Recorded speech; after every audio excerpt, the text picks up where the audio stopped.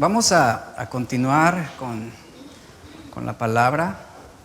Hoy es el tema número 18, si no me equivoco, número 18. Y hoy vamos a ver un capítulo completo. Vamos a ver un capítulo completo que va a ser el capítulo 6 de Eclesiastés. Yo le voy a invitar a que esté siguiéndome, por favor, a que esté siguiéndome. Y el tema de hoy es: no todo es lo que parece. No todo es lo que parece. Todos hemos escuchado esta frase, todos la hemos dicho a lo mejor, o nos la han dicho. No todo es lo que parece. Hay otra frase también que dice: no es oro todo lo que reluce. Y se puede decir de alguien que es pronto para juzgar o dar algo por hecho y que realmente no se conoce en profundidad. Como seres humanos, que somos emocionales, dependemos de las apariencias para emitir una opinión o un juicio. Hay una frase también muy conocida entre nosotros que es: caras vemos, corazones no sabemos. Es decir, no todo es lo que parece. Y la inclinación es imaginarnos las cosas a nuestra conveniencia. Y un necio, por ejemplo, puede tener la apariencia de ser un hombre sabio, según los términos del mundo. Hoy yo quiero invitarlos, para entender este punto, a que hagamos una dinámica juntos. Usted va a participar conmigo. Vamos a suponer que el día de hoy es tiempo de elegir a un líder mundial. Y el voto de cada uno de nosotros va a contar y va a ser indispensable para poder elegir a uno. Tenemos 3 candidatos, ponga atención a esto. 3 candidatos, y se los voy a presentar. El candidato A se le asocia con políticos corruptos y suele consultar a oráculos y videntes. Ha tenido 2 amantes, fuma cigarros uno detrás de otro y bebe de entre 8 a 10 martinis al día. Candidato B: lo echaron del trabajo 2 veces, duerme hasta tarde, usaba estupefacientes en la universidad y toma 1/4 de botella de whisky cada noche. Candidato C: es un héroe condecorado de guerra, es vegetariano, no fuma, toma de vez en cuando alguna cerveza y no ha tenido relaciones extramatrimoniales. Yo le pregunto, ¿cuál de estos candidatos elegirías en este momento como un líder mundial? ¿Cuántos votan por el candidato A? Levante la mano. ¿Candidato A? ¿Nadie? Bueno, ¿candidato B? ¿Tampoco? ¿Y quién vota por el candidato C? Levante la mano. ¿Candidato C? Ok, sí, tiene buena reputación, ¿cierto? Pues mire, le voy a decir por quién acaba usted de votar. El candidato A es Franklin Roosevelt. El candidato B es Winston Churchill. Y el candidato C, al cual usted eligió como líder mundial, es Adolfo Hitler. ¿Ve por qué estamos como estamos? No todo, iglesia, no todo es lo que parece. No todo es lo que parece. Y en este capítulo 6, Salomón toca un punto importante acerca de la apariencia que da la prosperidad y la riqueza. La prosperidad y la riqueza no siempre es lo que parece. Entendamos, no porque alguien tenga mucho dinero significa que sea verdaderamente feliz o que Dios lo está bendiciendo.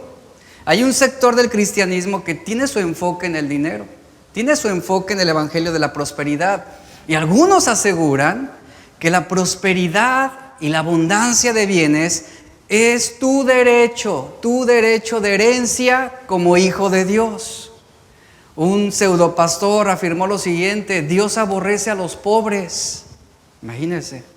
O sea, quien es pobre es uno que carece de la bendición de Dios. En el capítulo de Hebreos, capítulo 13, verso 6, Dice este versículo: no amen el dinero, estén contentos con lo que tienen, pues Dios ha dicho: nunca te fallaré, jamás te abandonaré. Así que podemos decir con toda confianza: el Señor es quien me ayuda, por eso no tendré miedo. ¿Qué me puede hacer un simple mortal? Este verso habla sobre orientar debidamente nuestro corazón y nuestra vida. Y Salomón está reflexionando en este capítulo 6 sobre la abundancia de bienes, sobre las riquezas. Y en esta enseñanza que veremos hoy, Salomón también nos muestra que no porque alguien sea próspero significa que está agradando a Dios o que está siendo bendecido por Dios, ya que no todo es lo que parece. Hay quienes miden su vida espiritual sobre el grado de prosperidad.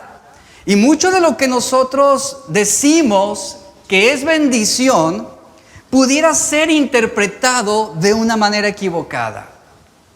Quien pone su confianza en el dinero es como aquel hombre que puso un billete de $1 frente a un pastor y le dijo: este es mi Dios, este es mi Dios.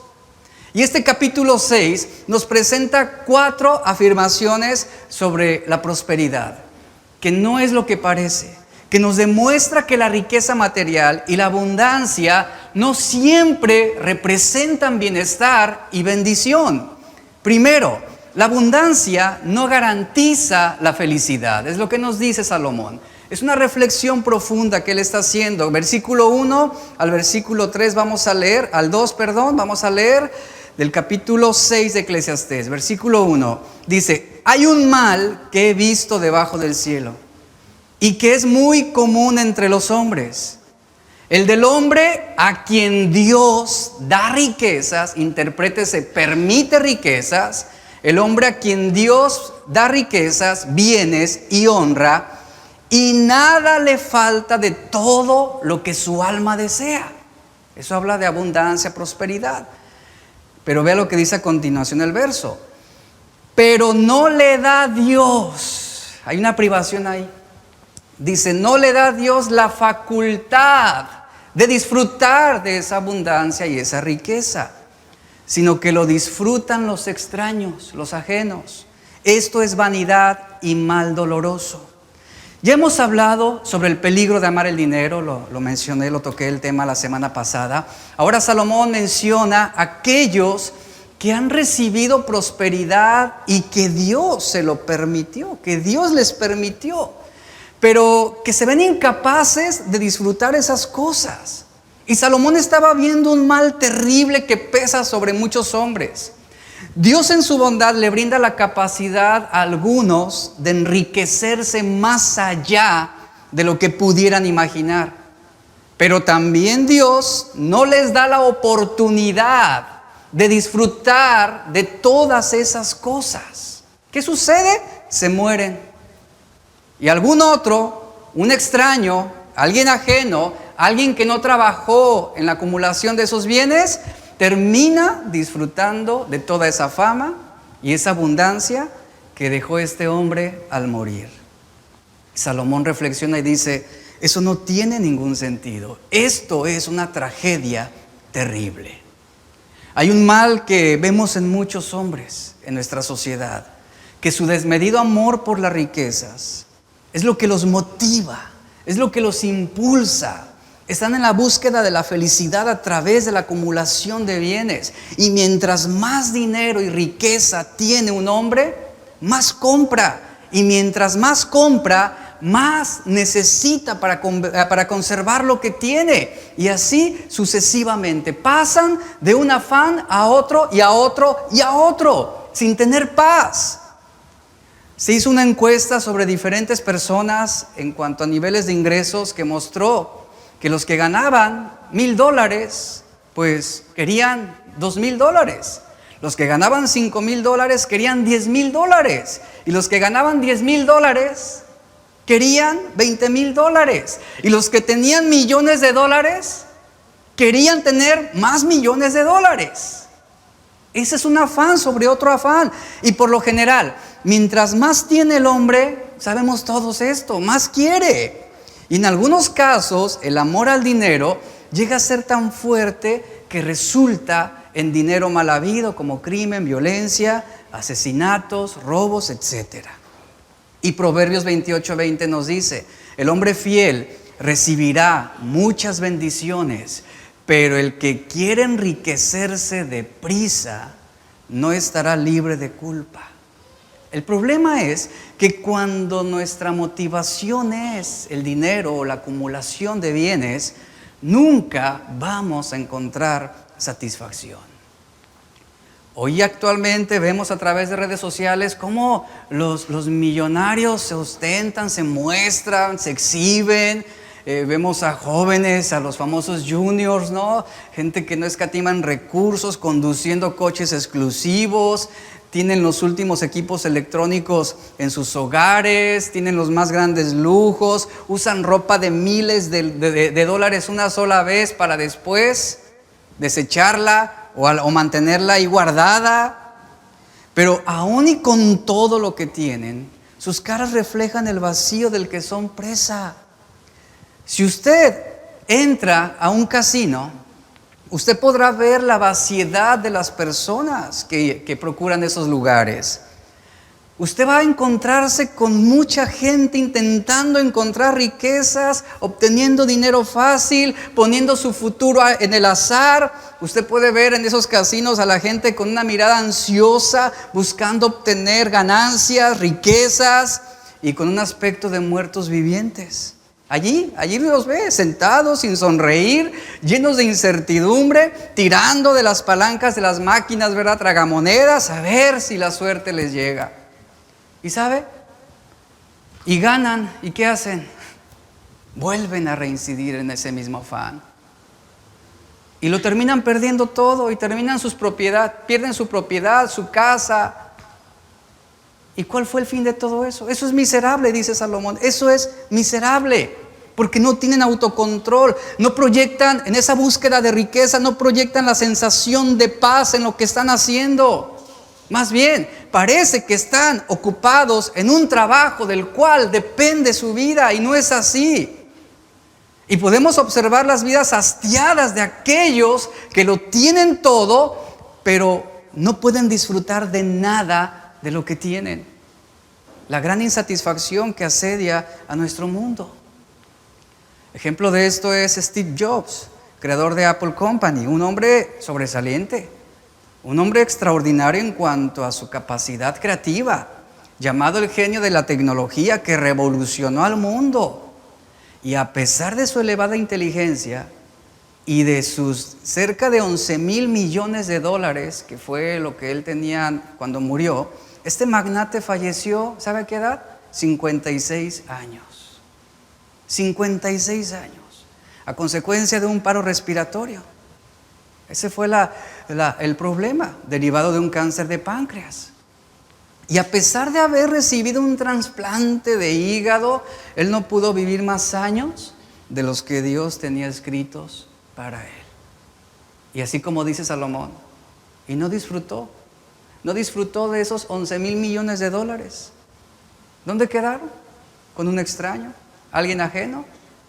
Esa es la vanidad de la vida que está diciendo Salomón. Y este hombre, Steve Jobs, es recordado por un discurso que él dio en la Universidad de Stanford en el año 2005, donde él dijo unas palabras muy certeras. Le dijo a los jóvenes universitarios: jóvenes, su tiempo tiene límite. Su tiempo tiene límite, así que no lo pierdan viviendo la vida de otra persona.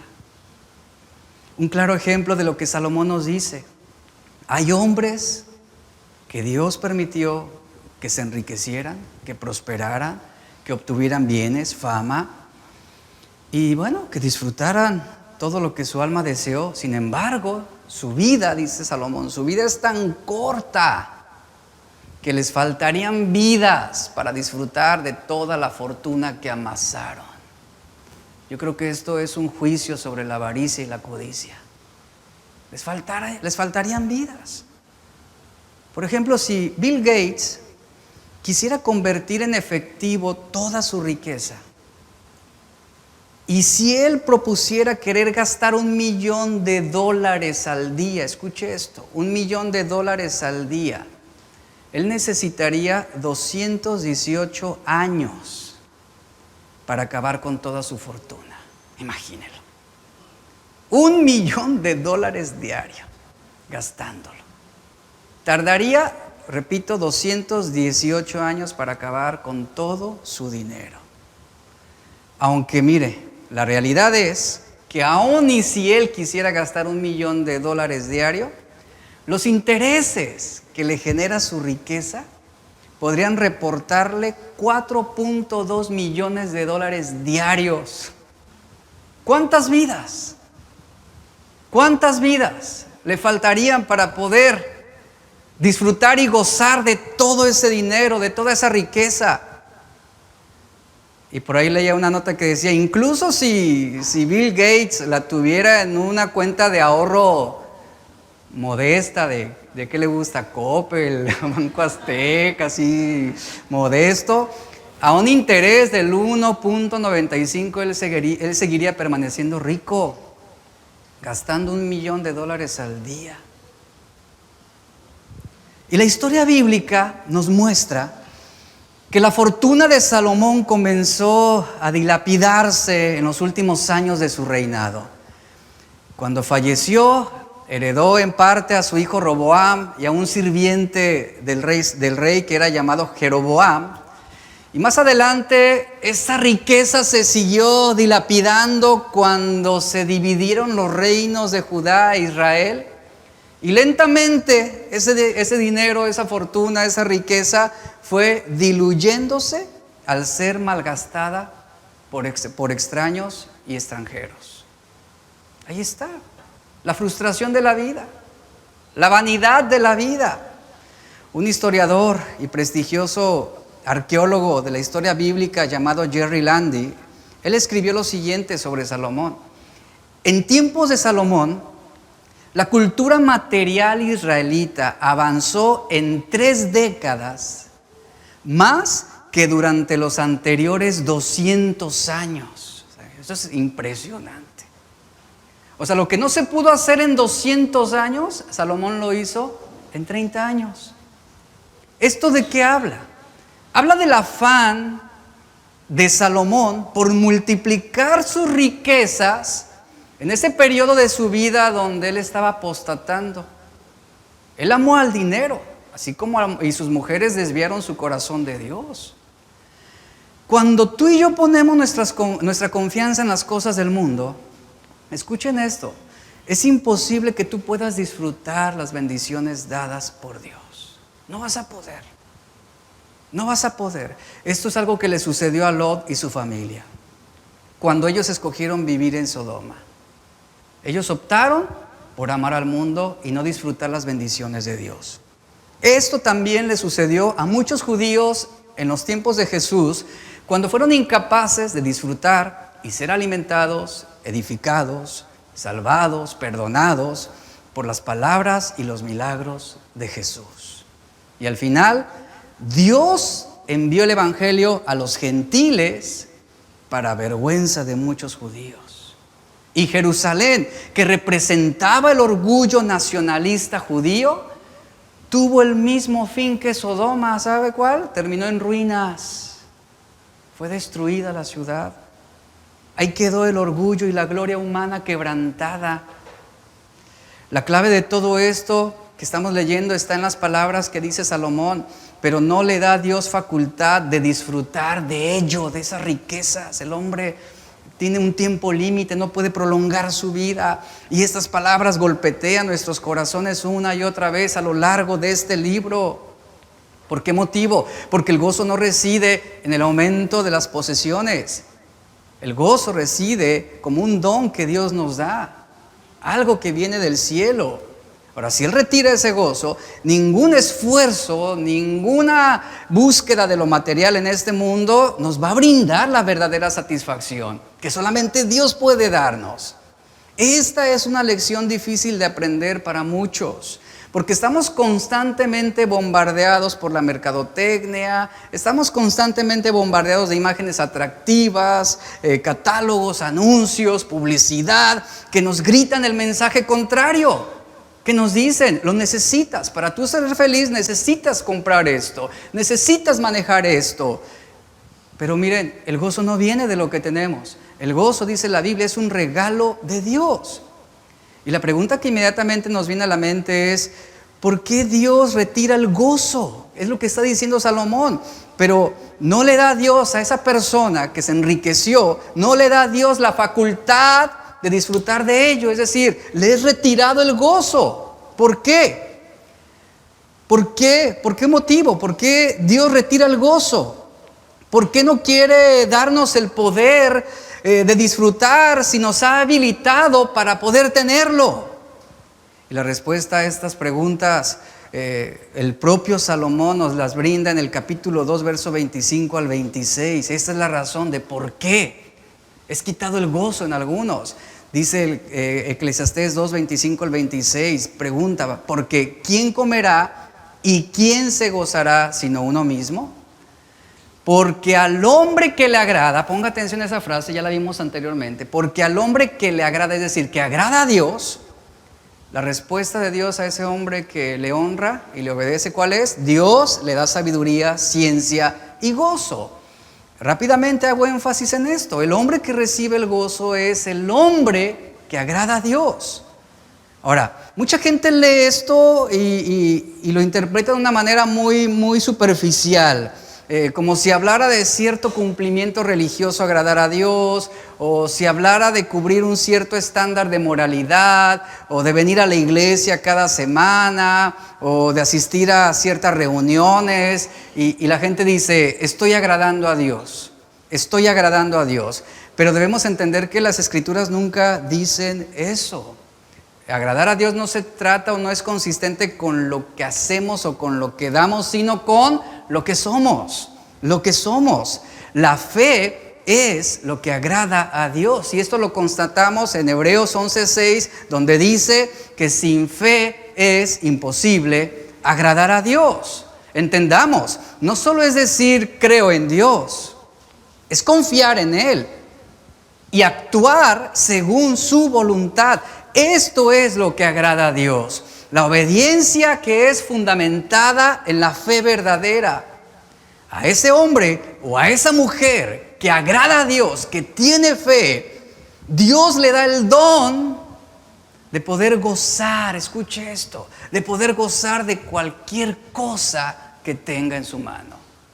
De poder gozar de su trabajo, de poder disfrutar la vida, de poder ser feliz con lo poco o mucho que tenga. Lo mucho o lo poco que sea.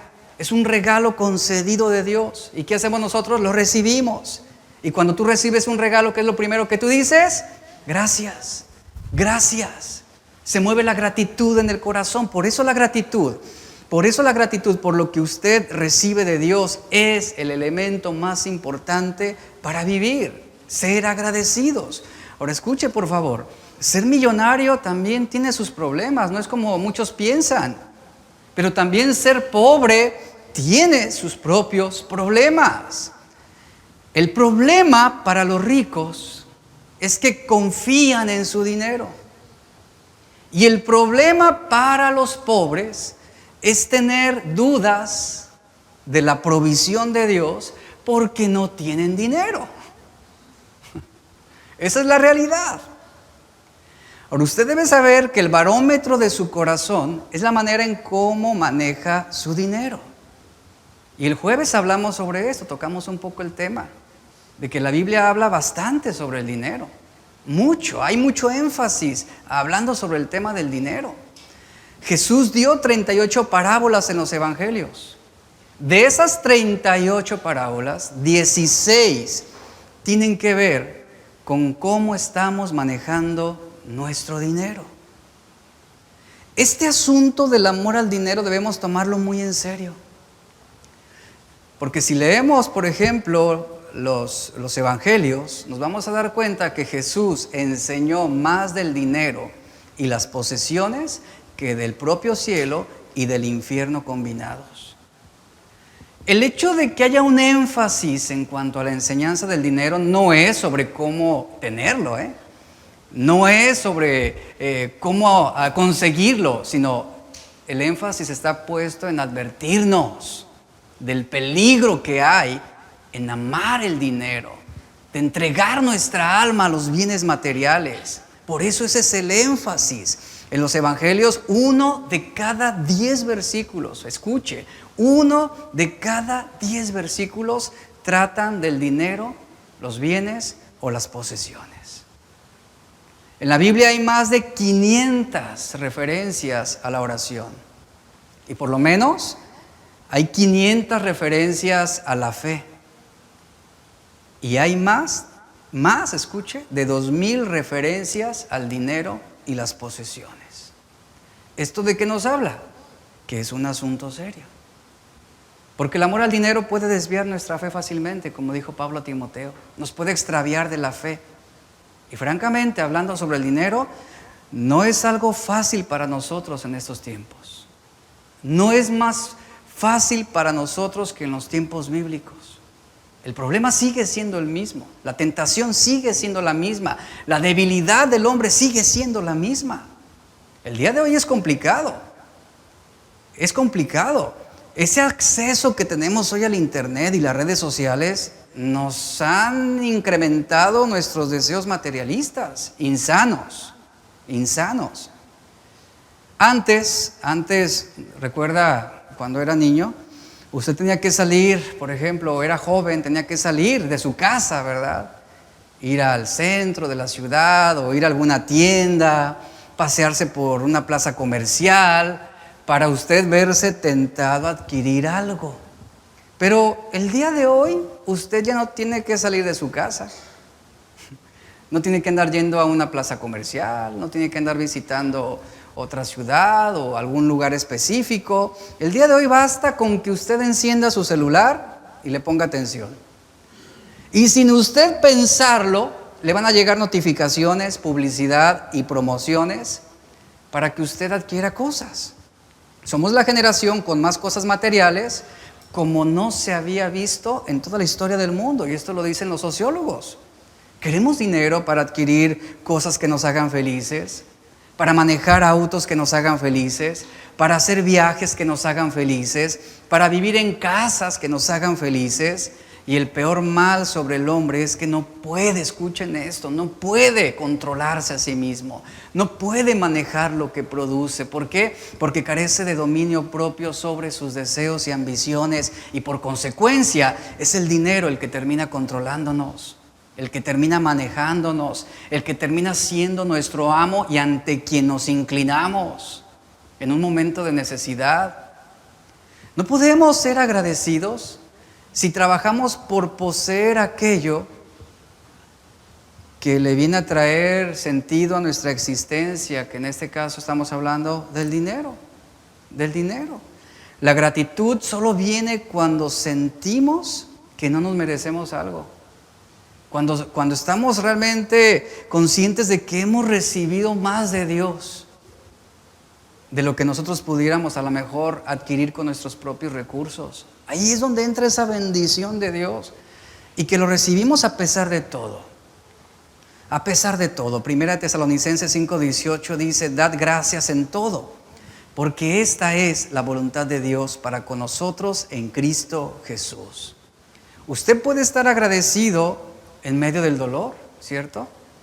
Usted puede mostrar gratitud en medio de la enfermedad, así como puede mostrar gratitud en tiempos de abundancia, como en tiempos de estrechez, y mostrar gratitud en tiempos de salud y en tiempos de enfermedad.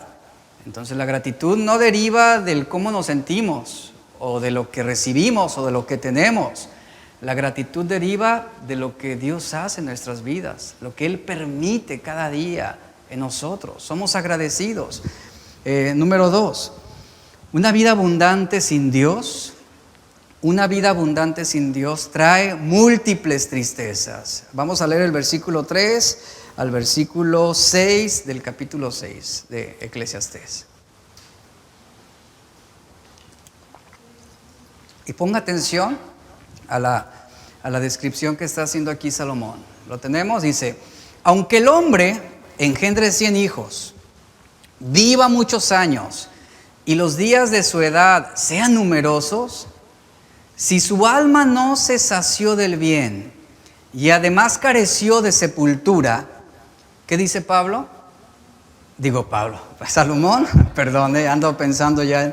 ¿Qué dice Salomón? Dice, digo que más vale un abortivo. Ponga atención a esto.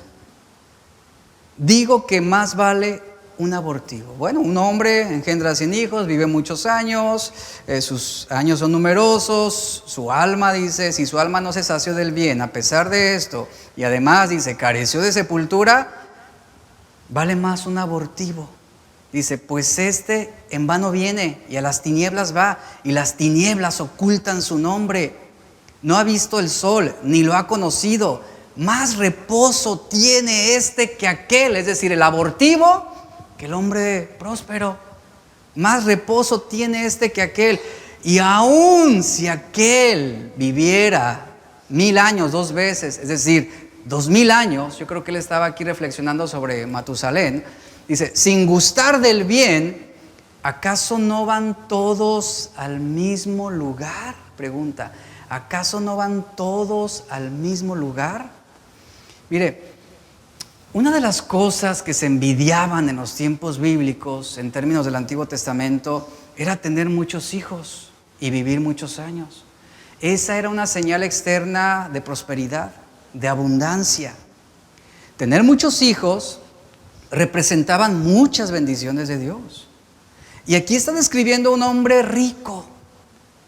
Un hombre rico, porque si tenía 100 hijos, por lo menos tenía 500 siervos a su servicio. Por lo menos.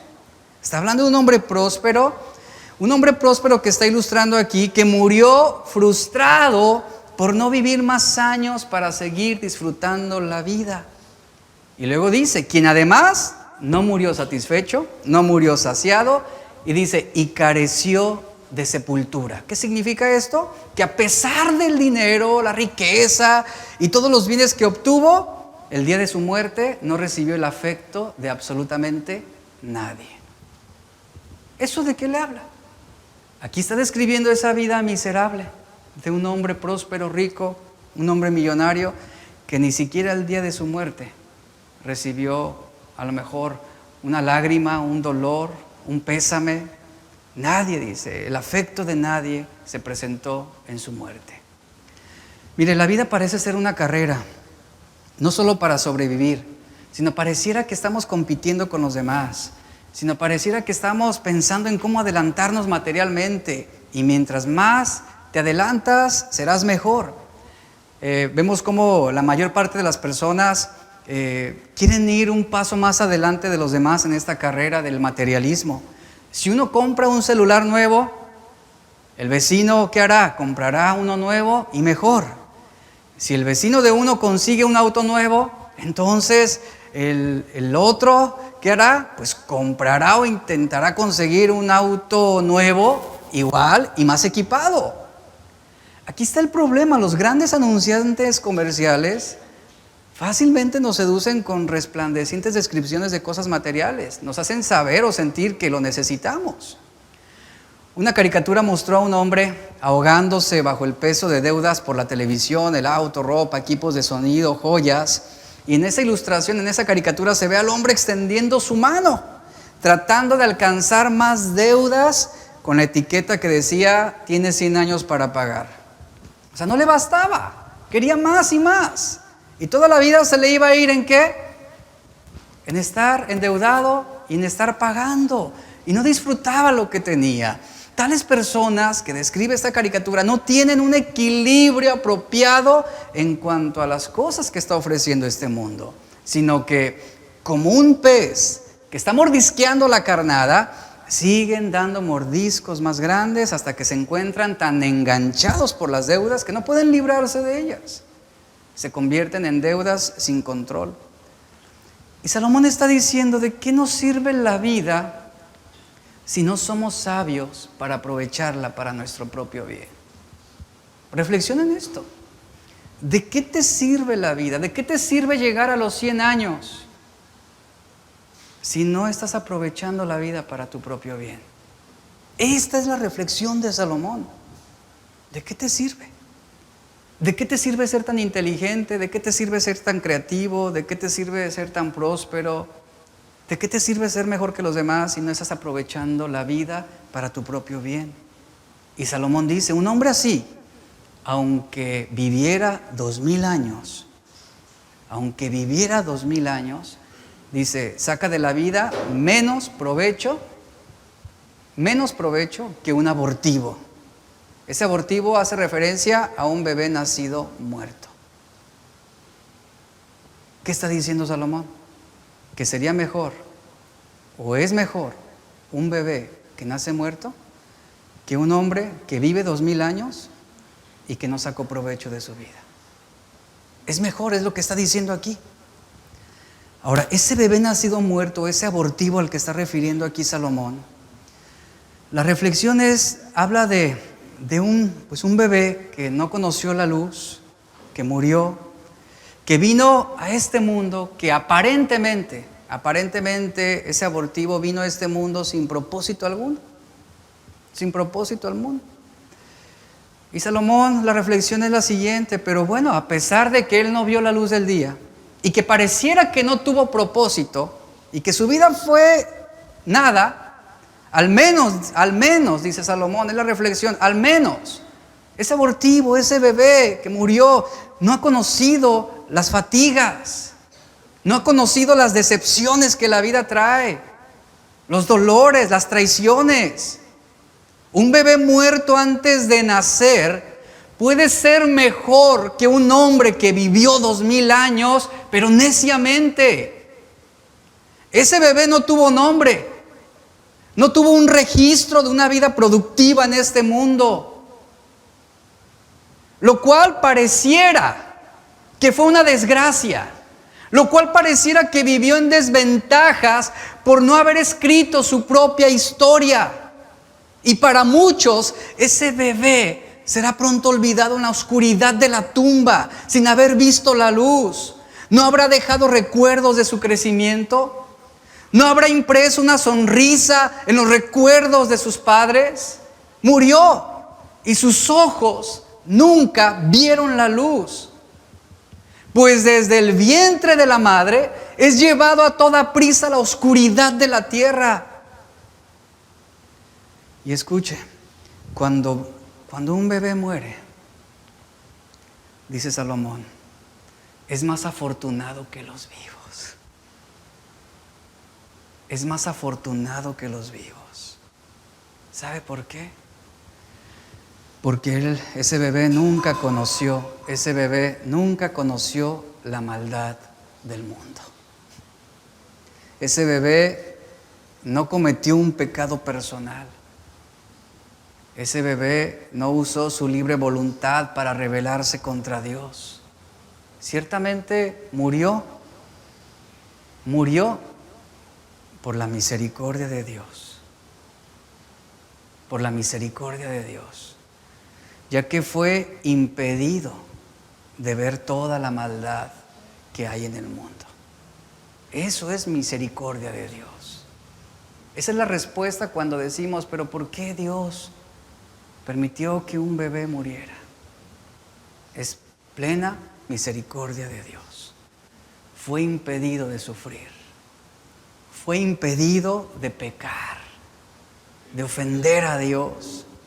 En 2 de Samuel, capítulo 12, verso al 21 al 23, el contexto de esos versículos son que el rey David había cometido adulterio con Betsabé y de ese adulterio resultó en un embarazo. Dios envió al profeta Natán para informar a David por su pecado. El Señor había decretado la muerte del niño, esto ya había sido establecido. David respondió ante este decreto con lamentos, con aflicción, y oraba, se rasgaba las vestiduras, oraba por el niño para que Dios lo sanara. Pero la historia bíblica dice que el niño murió. Y el lamento de David terminó, ya que la escritura dice que sus siervos se sorprendieron cuando se entera el rey que su hijo murió. El rey inmediatamente se levanta y se baña. Ellos le dijeron al rey David, ¿qué es esto que has hecho? Dice, por el niño, le dicen sus siervos, por el niño viviendo aún, ayunabas y llorabas. Y muerto, Y muerto él, le dicen los siervos, te levantaste y comiste pan. Y David respondió, le dice a sus siervos, viviendo aún el niño, yo ayunaba y lloraba, diciendo, ¿quién sabe si Dios tendrá compasión de mí y vivirá el niño? Mas ahora que ha muerto, ¿para qué he de ayunar? Dice, ¿podré yo hacerlo volver? No, dice, yo voy a él, mas él no volverá a mí. Este es un caso importante. ¿Por qué? Porque David sufrió las consecuencias de su pecado, sobre él vino castigo por la muerte de su hijo. Sin embargo, escucha, aunque leamos la historia y digamos, ¿cómo fue que Dios decretó la muerte del bebé? Bueno, no es lo que parece. Vino un castigo por la muerte de su hijo, sin embargo, el bebé no fue condenado porque murió. Al contrario, fue salvado. Vemos cómo Dios mostró su misericordia por él, por este niño, para no ver con sus ojos la maldad y el pecado que lo condenaría en el mundo. Lo cierto es que todo lo que Dios hace es siempre correcto, todo lo que Dios hace siempre es bueno. Y debemos saber que Él ama a los niños más de lo que nosotros los amamos. Y David dijo que él podría ir al niño, pero el niño ya no podría venir a él. Esas palabras las leemos muy superficialmente, pero lo que realmente está diciendo es que David estaba siendo confortado con esta verdad. En otras palabras, David parecía estar diciendo que él vería al niño nuevamente, ¿dónde? En el cielo.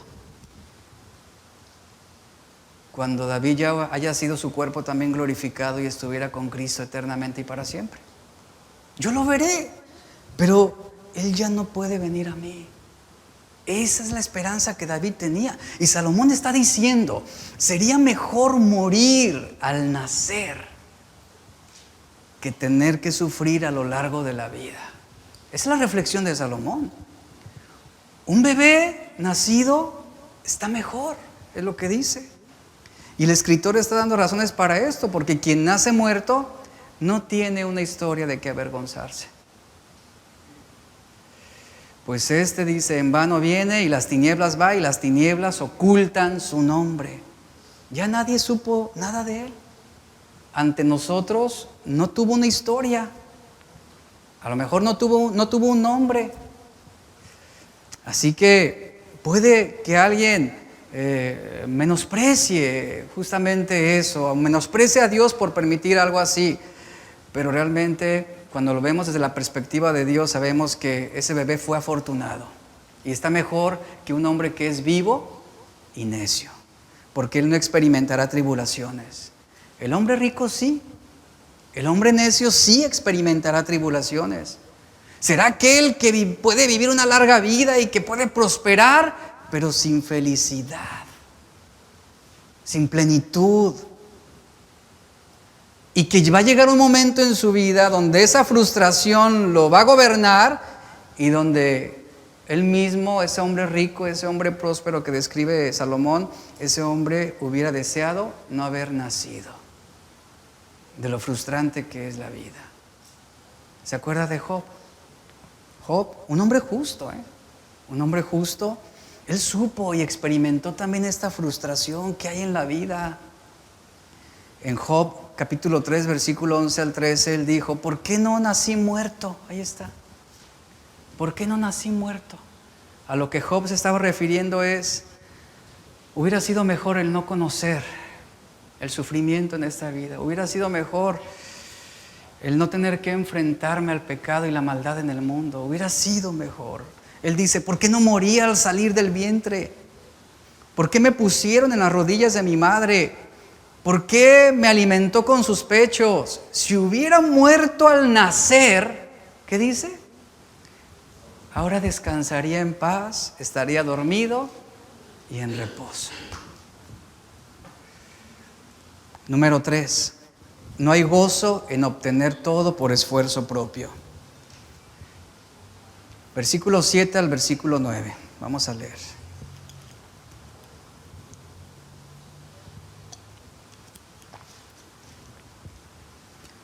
Versículo 7 dice, todo el trabajo del hombre es para su boca, es decir, para él mismo.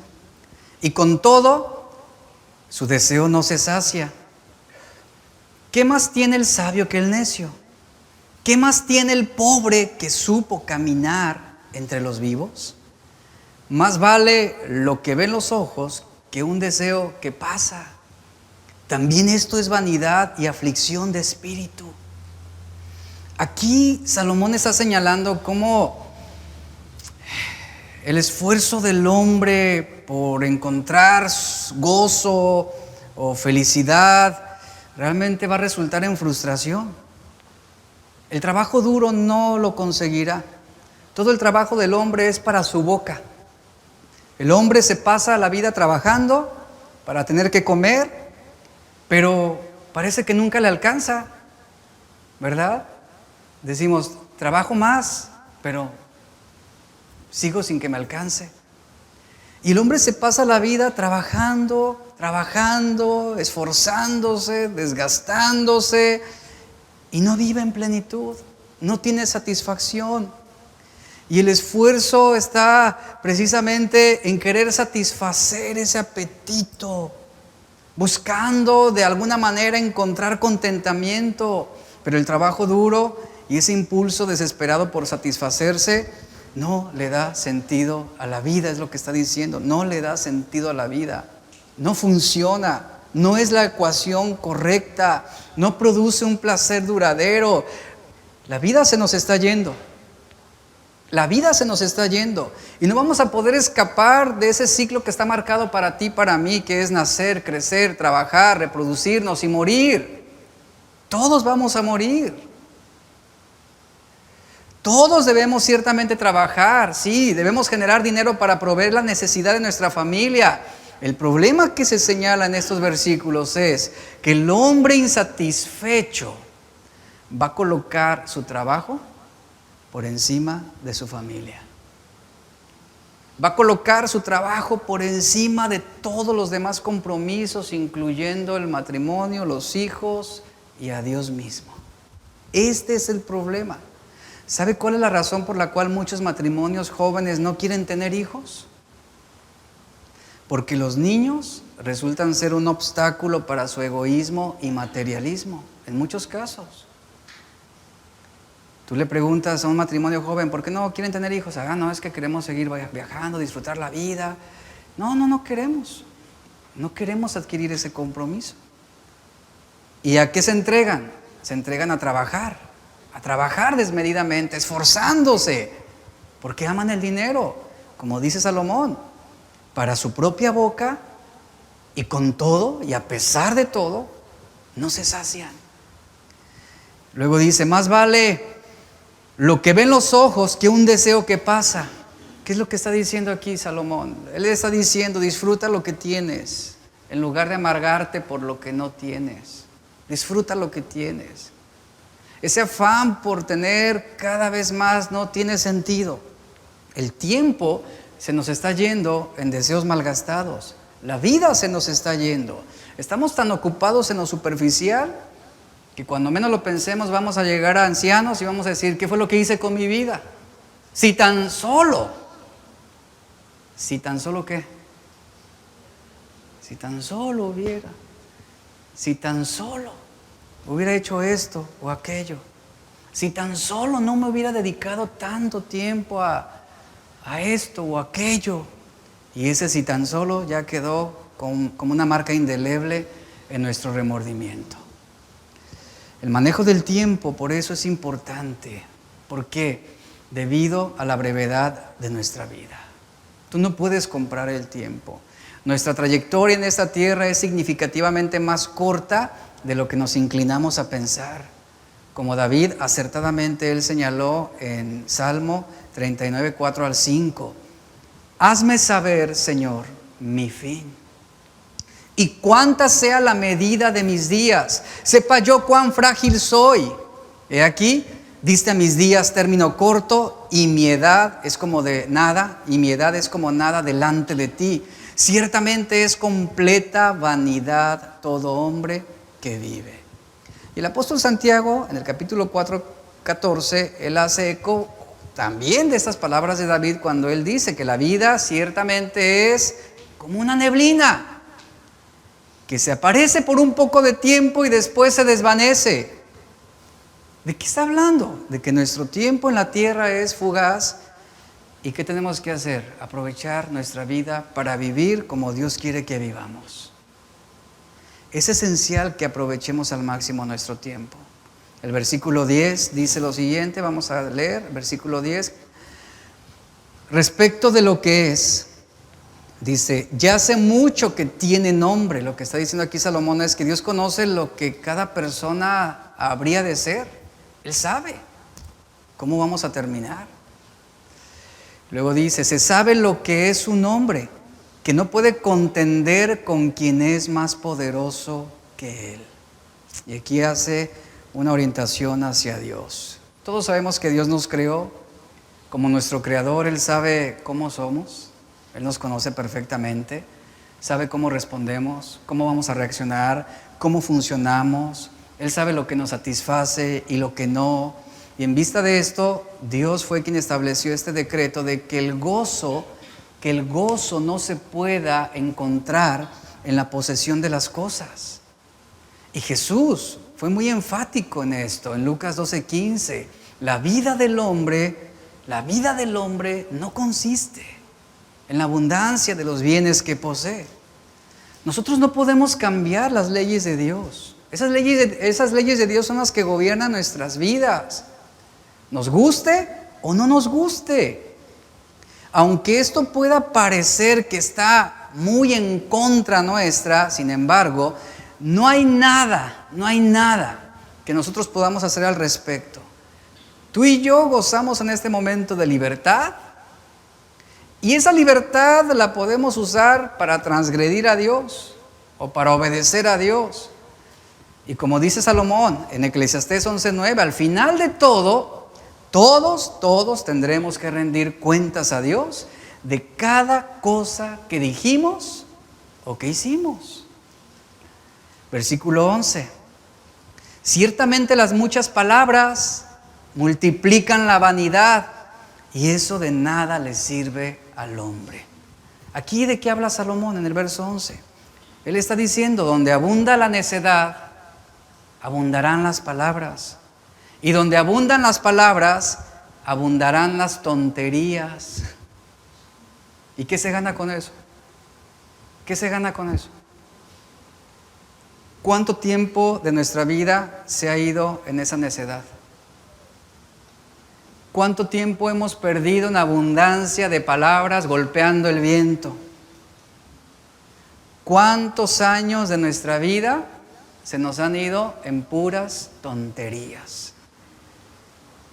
¿Y de qué aprovechamos? ¿Y qué ganamos con eso? ¿Saben? Salomón está describiendo a un hombre insensato. Las frustraciones de un necio se conocen de inmediato. Es aquel que desahoga sus emociones sin restricciones. No filtra sus opiniones, sus comentarios, sus ideas. Habla por hablar. Hace las cosas impulsivamente.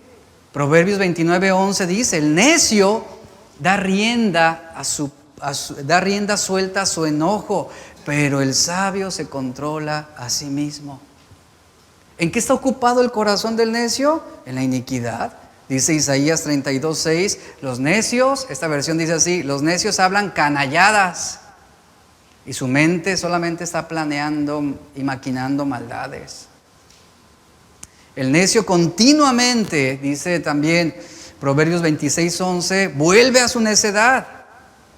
El perro que vomita regresa a su mismo vómito, así el necio vuelve a su insensatez. Y ahí está Salomón diciendo, las muchas palabras multiplican la vanidad, la necedad, la frustración, y eso no le aporta nada bueno al hombre. Vamos a leer el último versículo y terminamos. Versículo 12.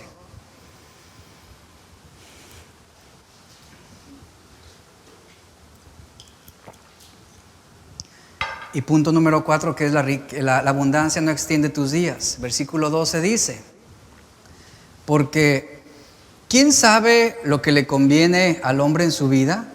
Todos los días de su vano vivir, los cuales él pasa como una sombra. Y la siguiente pregunta es, ¿y quién le enseñará al hombre lo que acontecerá después de él debajo del sol? Hay dos preguntas, termina con dos preguntas. La primera pregunta, y con la que cerramos este capítulo, la primera pregunta es, ¿quién sabe lo que es mejor para una persona durante su corta vida aquí en la tierra? Responda, ¿quién es el que sabe lo que es mejor para usted? Es Dios. ¿Quién conoce el verdadero valor de la vida? Dios. ¿Quién de nosotros ha llegado o ha podido entender lo que es bueno y lo que es malo para su vida? ¿Quién?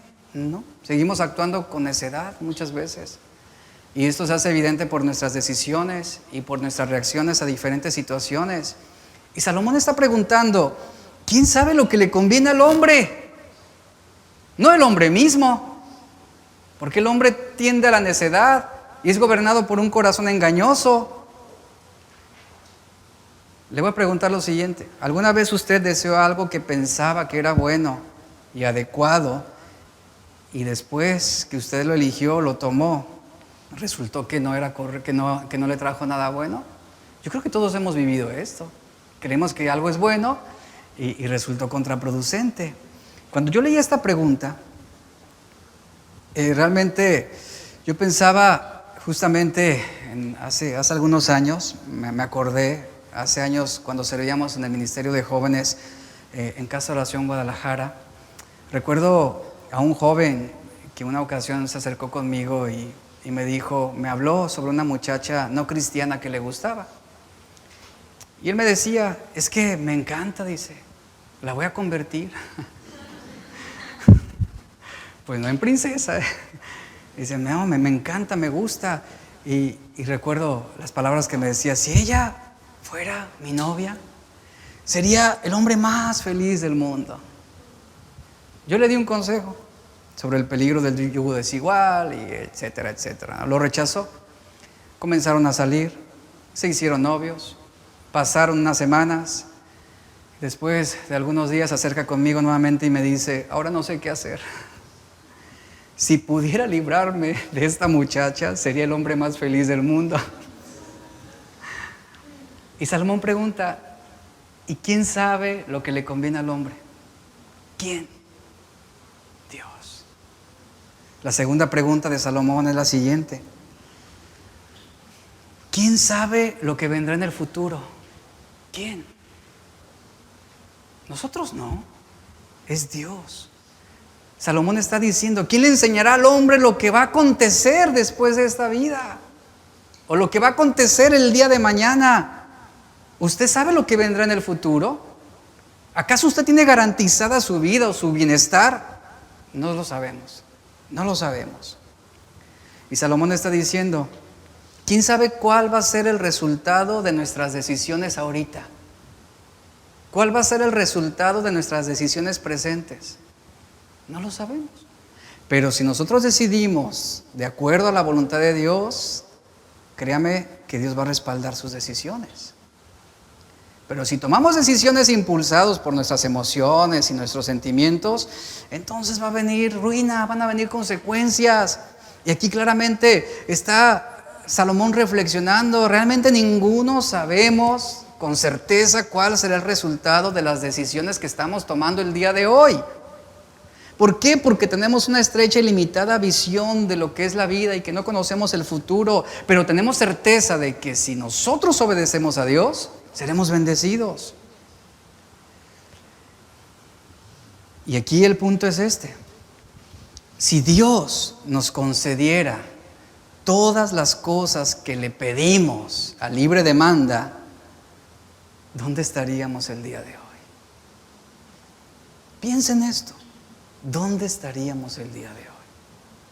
¿Hacia dónde realmente nos hubieran llevado nuestras malas decisiones si no conociéramos al Señor? Y conociéndolo, ¿verdad? Y leyendo y recibiendo consejo, a veces lo agarramos y lo echamos a la basura. Necedad, insensatez. Nosotros juzgamos sobre lo que acontece en el presente, pero no conocemos el futuro. Es Dios quien conoce las cosas reales y posibles. ¿Y quién va a conocer lo que acontece? Entonces, a lo que llega Salomón es que el hecho de ver a alguien próspero, alguien con bienes materiales, una vida longeva, que aparentemente le va bien en la vida, pues no siempre es lo que parece. No siempre. Quiero terminar con este versículo, Proverbios 37 al 9, donde dice: 2 cosas te he demandado. Así inicia el verso 7, 2 cosas te he demandado, no me las niegues antes que muera. Y el versículo 8 dice, Proverbios 37 al 9 dice: vanidad y palabra mentirosa, aparta de mí.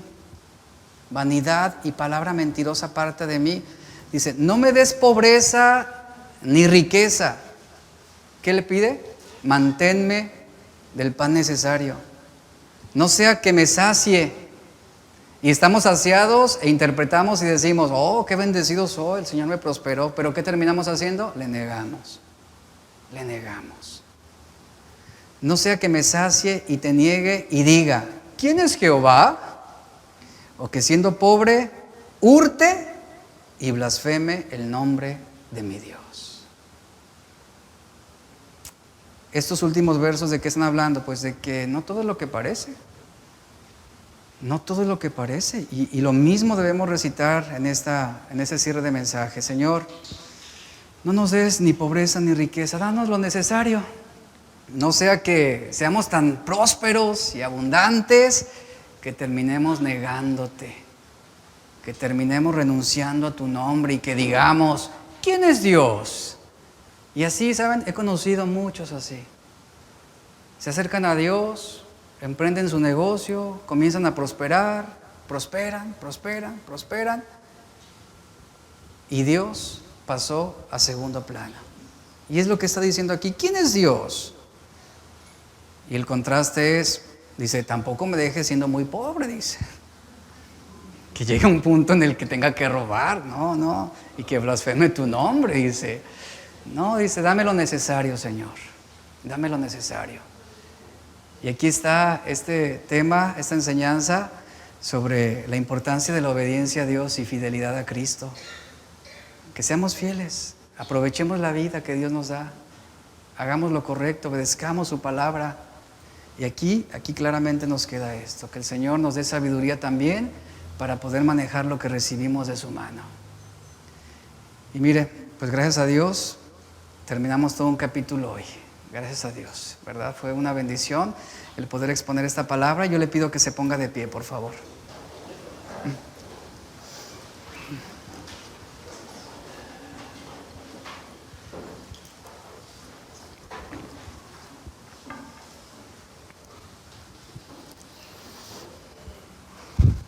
Si te pones a reflexionar un poco de las veces que tú has sido movido a negar a Dios a lo largo de tu vida,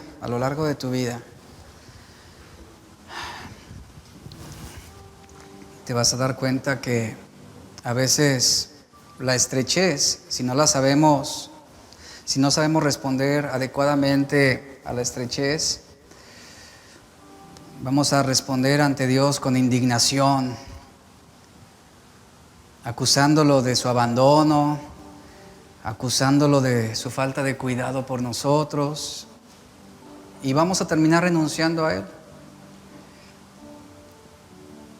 Otras de las ocasiones donde seguramente también le hemos negado es cuando comienza a irnos bien, cuando comenzamos a ser bendecidos, ya sea una temporada en el año, por el trabajo, una temporada donde todo salió bien como esperabas y te fue mejor. Te envuelves tanto en tus asuntos, en esos bienes, en esa prosperidad temporal, que Dios termina en segundo lugar. Dios nunca te va a prosperar y te va a bendecir para que tú lo niegues. ¿Sabías eso? Nunca, no lo va a hacer. Pero tampoco Él te va a poner en una situación de austeridad y estrechez en la cual termines blasfemando su nombre o muriendo de hambre. No lo va a hacer, Dios no lo va a hacer. Él te va a dar el pan necesario cada día. Él va a proveer de acuerdo a tu necesidad. Y lo importante aquí es que no nos olvidemos de Dios. No nos olvidemos de Dios. Que lo tengamos presente. Y que en este momento realmente le encomendemos nuestra vida y nuestro corazón a Él. Que Él haga su obra. Ahí en tu lugar, ora un momento. Ora un momento y vamos a terminar adorando al Señor.